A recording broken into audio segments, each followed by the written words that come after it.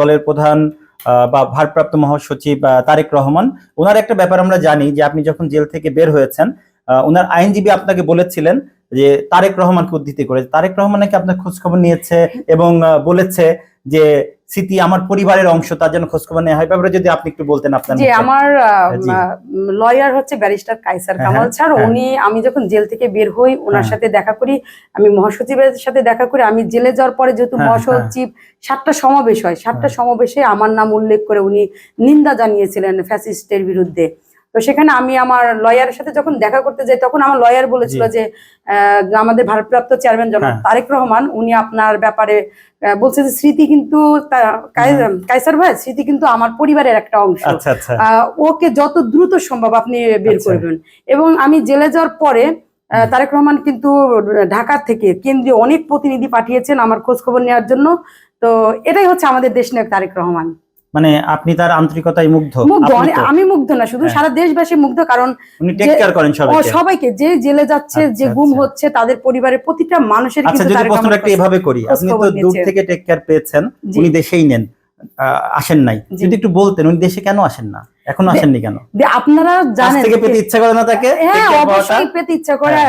আমি যে মুহূর্তে আজকে এখানে টক শো করছি সেই মুহূর্তে আজকের দিনটা আমাদের জন্য একদম আনন্দ ঘন একটা মুহূর্ত, কারণ আমাদের দেশনেত্রী বেগম খালেদা জিয়া যুক্তরাষ্ট্রে যাচ্ছেন চিকিৎসার জন্য, যেটা পারেননি এতদিন পারেন নাই। ওনার সাথে ওনার মায়ের সাথে রহমান কোথায়, উনি আসেন না কেন দেশে? ওনার নামে যে পরিমাণ মামলা আছে, আপনি আপনার ওই ফ্যাসিস্টের জায়গায় সে আসলে শুধু তাকে মামলায় যদি জেলে দেওয়া হতো তারেক রহমান অবশ্যই আসতো, কিন্তু আমার মনে হয় না এই ফ্যাসিস্ট না এখনকার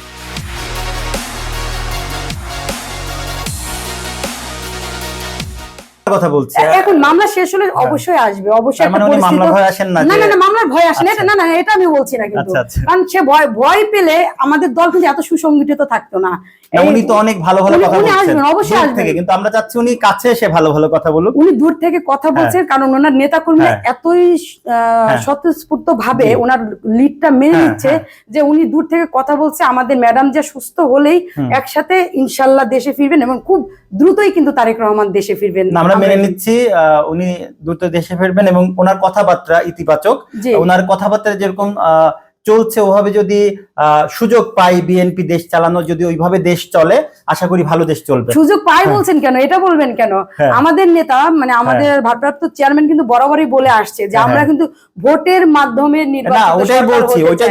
আমরা যুদ্ধ করেছি 16-17 বছর শুধুমাত্র ভোটের জন্য। আপনার ভোট আপনি দিবেন, যাকে খুশি তাকে দিবেন, এই স্লোগানকে সাথে রেখেই কিন্তু আমরা আমাদের পথ চালা। আমরা কিন্তু বলছি না যে আমরা রাতের অন্ধকারে ভোট, না আমি সুযোগ বলতে যেটা বলেছি, জনগণ যদি সুযোগ দেয় আর কি, সেক্ষেত্রে উনি ভালো দেশ চালাবেন, আমরা এটা আশা করছি, আশা তো করতেই পারি। আচ্ছা।